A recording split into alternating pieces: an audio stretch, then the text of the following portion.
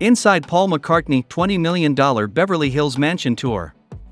Paul McCartney, in full. Sir James Paul McCartney, born June 18, 1942, Liverpool, England, British voice, tunesmith, musician, bass player, minstrel, and painter whose work with the Beatles in the 1960s helped lift popular music from its origins in the entertainment business and transformed it into a creative, largely marketable art form. He's also one of the most popular solo players of all time in terms of both deals of his recordings and attendance at his musicals. The Beatles desisted playing live shows in 1966. After their bifurcation in 1970, McCartney recorded two single compendiums, McCartney, 1970, and Ram, 1971, before forming the band Bodies with his woman Linda, formerly Linda Eastman, an American shooter and musician whom he'd married in 1969. He wanted her with him at all times, and having her on stage answered numerous of the problems that transpire marriages in the world of popular music.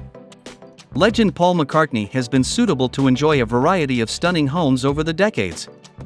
Whether it's a Manhattan townhouse, estate in Arizona, or one of his numerous luxury residences in his native UK, Paul is living in style. In fact, it's said that this Beatle owns over $100 million worth of property across the world. And at the moment, we are taking a look in these videos. Do I indeed have to introduce you guys to Paul McCartney? He is only arguably the most successful British musician of all time, with a net worth estimated to be in the 10-figure range. Yes, that means billions. The Beatles, Paul would earn his legendary status throughout his florescence of these continued to produce new music up until this veritably day. And when he tours, which is constantly, he can still pull in anywhere between $50 to $70 million a year. Of course, he also earns knockouts of millions of bones every time from both royalties and licensing freights from his music burger. It's via his own publishing company, MPL Dispatches, which also owns the rights to music by artists like Buddy Holly and Carl Perkins. So what's Paul like to invest all of this in? Real estate, of course. Paul is set to enjoy over $100 million worth of property each around the globe, including a New York City townhouse, a sandhouse in East Hampton, and over half a dozen homes bestrewn throughout the United Kingdom. But we'll concentrate on four of Paul's most particular mansions, similar as his home, located in Beverly Hills, which he first picked up in 2001, and his Manhattan extension that he purchased in 2015 for a whopping $15.5 million. There are the two homes that Paul feels the strongest emotional connection to, his 190-acre estate located in Tucson, Arizona, where Paul lived out the happiest years of his life alongside his late woman, Linda. And eventually, his primary hearthstone, a 1,500-acre property located in East Sussex, England, that he's owned from the early 70s onward. Let's kick effects off with Paul's West Coast home located in the gorgeous Hollywood Hills. Paul first bought this property back in 2001 from, of all people, McCartney Love. McCartney had been living in the home since buying it from Ellen DeGeneres in 1997.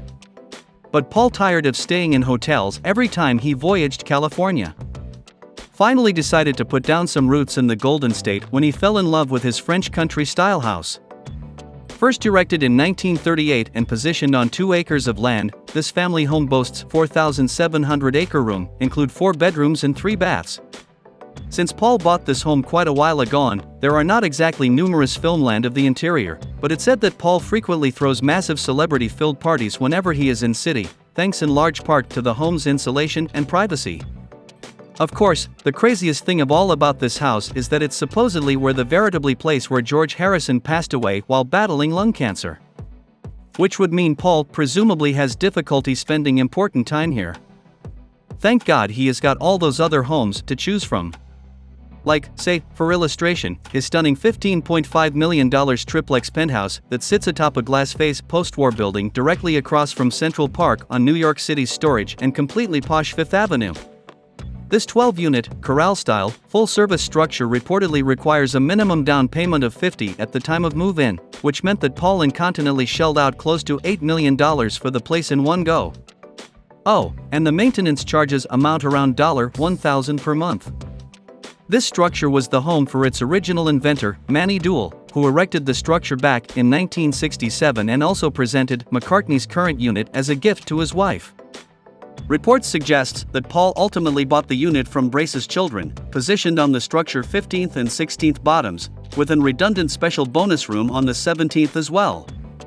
A large portion of this hearthstone contains 40-foot floor-to-ceiling windows that blazon each floor. There are also glass-wrapped sundecks that overlook Central Park on each position as well.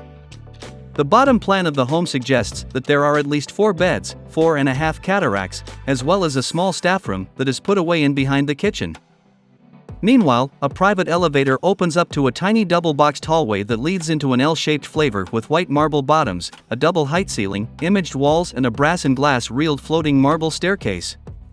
There is indeed a 33-bottom long library with built-in bookcases and display shelves alongside a marble bar and ensuite bath that boasts gold nugget-like fixtures and further bottom-to-ceiling glass windows. Then over in the reverse of the apartment is a marble-bottom dining room that connects to a compact east-facing kitchen that presumably could use commodity of a refresh. Up on those redundant bottoms are the bedrooms, including 2 guest apartments with private bathrooms. And the third bottom room is an indeed larger guest suite that has its own corkscrew staircase. Finally, the master suite features a private sitting room, a large bed, a walk-in closet with a marble floor and a glass-walled restroom that looks like it was ripped directly from the set of Mad Men.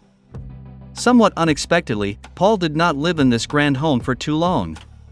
Only about 5 times after buying the extension, Paul would put it back on the request, asking for $12 million, but ultimately having to settle for only $10 million from an unidentified buyer. In other words, Paul took close to a $5 million loss on this place, which is enough shocking, considering how nice it's out of his numerous homes. Perhaps no other means relatively as important to Paul as his estate, located in Tucson, Arizona. Now, I know what you are thinking. What does British megastar Paul McCartney have to do with Tucson, Arizona? Well, let me tell you. Paul's connection with Tucson was through his woman, Linda McCartney. Linda was a former pupil at the University of Arizona, where she began her prolific career as a talented photographer. Thanks to her time there, Linda was obsessed with desert beauty and a tranquil lifestyle. Paul met Linda in London in 1967 while Linda was on an assignment firing pictures of gemstone stars. After 2 times of courting, these two would get wedded in 1969 in a civil form at a London City Hall. Over the course of their 29 times of marriage, Paul and Linda would continually push one another out of their comfort zones and help initiate the most creative period of their lives. In fact, throughout all 29 years of marriage, the legend goes that these two were only piecemeal for one night. So where did they spend numerous of those nights? In a gorgeous 150-acre estate that they purchased near the foothills of Wrinkle Mountains in 1979. That point forward, their family began to grow, and they would spend the maturity of both the spring and fall from this veritably position, a home where they could be both one with nature and free from prying eyes. During their time then, the family would often adventure out into the near restaurant and shops, similar as Skaggs Apothecary at Speedway or the A.J. Bayless grocery store. Then, sorely, in 1995, Linda was diagnosed with bone cancer. The family would spend Linda's last many times in the privacy of their estate were just days before her passing. She and Paul rode her much-loved nags, Spots and Blanket, over the entire course of the property. In the early morning of April 17, 1998, Linda McCartney passed down in the comfort of her own bed at the Tucson estate, girdled by Paul and their kids. Her body was also cremated in Tucson, and some of her ashes were spread around the property. The rest Paul took with him back to England. Paul still owns this Tucson estate and pays levies on it regularly, however, admittedly does not spend important time there now. But I suppose we can presumably all understand why. When Paul really wants to settle down in the comfort of his home country, he tends to spend utmost of his time at a sprawling 160-acre estate known as Blossomwood Farm, located in the quiet pastoralville of Pease Marsh near the East Sussex border with Kent. Paul moved into this grange back in 1973, and he has continued to call this place home for the last 50 times. So this was all for today's video. Do not forget to like, share, and subscribe.